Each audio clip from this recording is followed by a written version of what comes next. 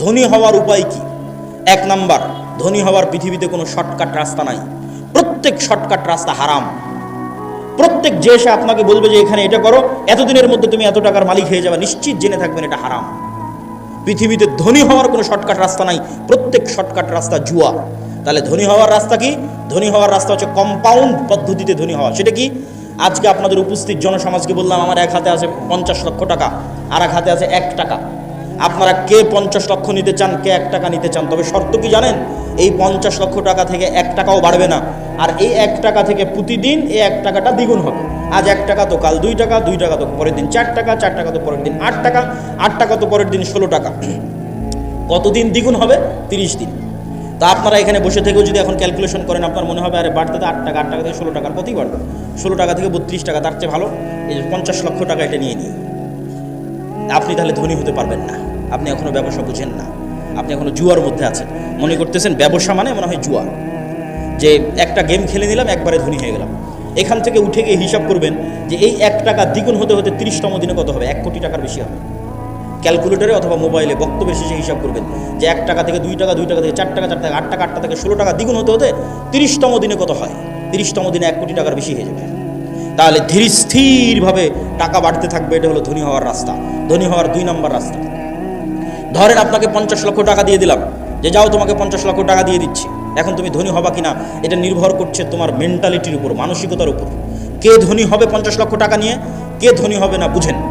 যে 50 লক্ষ টাকা নিয়ে গিয়ে চিন্তা করবে আরে 50 লক্ষ টাকা পেয়েছি, তাহলে 50 লক্ষ টাকা থেকে একটা গাড়ি কিনি, মোটরসাইকেল কিনি, তারপরে একটা গাড়ি কিনি 20 লাখ টাকা দিয়ে, বাড়ি করি 30 লাখ টাকা দিয়ে।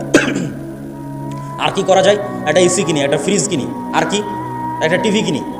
এই ব্যক্তি এই 50 লক্ষ টাকা প্রত্যেক ওই জায়গাতে খরচ করেছে যেখান থেকে আরও খরচ বাড়বে। মোটরসাইকেল কিনেছে, মোটরসাইকেলের তেলে খরচ আছে। গাড়ি কিনেছে, এই যে গাড়ি আজকে আমাদের অ্যাক্সিডেন্ট হলো, গাড়িতে খরচ বাড়বে। গাড়ির গাড়ির টায়ার নষ্ট হবে, চাকা নষ্ট হবে, ওটা নতুন করে কিনতে হবে।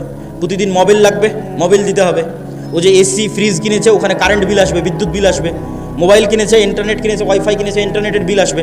তাহলে এই টাকা প্রত্যেক ওই জায়গাতে ব্যবহার করলো যেখান থেকে আরও খরচ বাড়লো। এই জীবনে কোনো দিন ধনী হতে পারবে না। এর ধনী হওয়ার রাস্তা ফুল স্টপ হয়ে গেছে।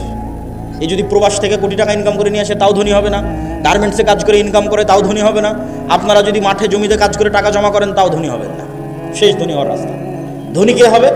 1 টাকা ইনকাম করেছে, 10 টাকা ইনকাম করেছে, ইনকাম করার পর যে চিন্তা করতে পারবে যে আমার গায়ের জামাটা ছিঁড়া আছে, ছিঁড়াই থাক, আমার পায়ের স্যান্ডেলটা ছিঁড়া আছে, ছিঁড়াই থাক, আমার বাড়ি মাটির আছে, মাটিরই থাক। আগে এই 10 টাকা এমন জায়গায় ব্যয় করি যেখান থেকে আর 1 টাকা ইনকাম হবে, যেখান থেকে আর 1 টাকা ইনকাম বের হয়ে আসবে, ওই জায়গা থেকে ব্যয় করিয়ে 10 টাকা। এই ব্যক্তি ধনী হয়ে যাবে। সময় লাগবে, 30 বছর সময় লাগবে, কিন্তু যে কম্পাউন্ড ওয়েতে আস্তে আস্তে বাড়তে বাড়তে শেষের দিকে গিয়ে কোটিপতি হয়ে যাবে দ্রুত। শেষে গিয়ে দ্রুত কোটিপতি হবে, শুরুতে অত দ্রুত হবে না, কিন্তু ওর পদ্ধতি ঠিক আছে। আর 10 টাকা ইনকাম করে বলবেন আজকে নতুন জামা লাগবে, 10 টাকা ইনকাম করে বলবেন আজকে নতুন স্যান্ডেল লাগবে, আজকে এসি ফ্রিজ লাগবে, জীবনে ধনী হবে না।